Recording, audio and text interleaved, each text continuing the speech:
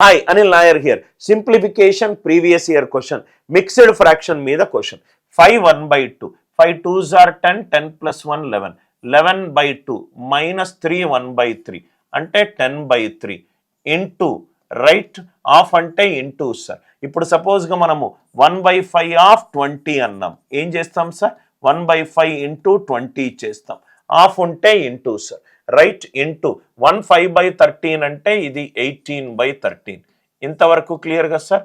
Plus 1 minus 2 into 3 2/5. 3 2s are 6, 6 plus 5 11/2 అంటే 2 into 11/2 divided by ఏముంది sir? 2 3/4.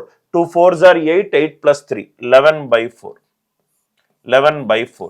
So ఇక్కడ ఏమైపోయింది? ఇది 6. 2 3s are 6. 3 11s are 33. 3 2s are 6. 2 10s are 20 into 18/13 plus 1 minus 2 into 11/2 into 4/11. So 11 11 పోతే ఇది 2 2 పోయింది అనుకోండి. 1 minus 4 minus 3 minus 3 అయింది. అంటే 13/6 into 18/13 minus 3. 13 13 క్యాన్సల్ అయిపోయింది. 6 3s are 18. 3 minus 3 ఎంత? 0. అంటే ఈ క్వశ్చన్కి ఆన్సర్ ఎంత? 0. స్లోగా స్టడీగా మిక్స్డ్ ఫ్రాక్షన్ కన్వర్షన్ చేసుకుంటూ బాడ్మాస్ రూల్ అప్లై చేసుకుంటూ వెళ్తే చాలా ఈజీగా ఈ క్వశ్చన్కి ఆన్సర్ వస్తుంది.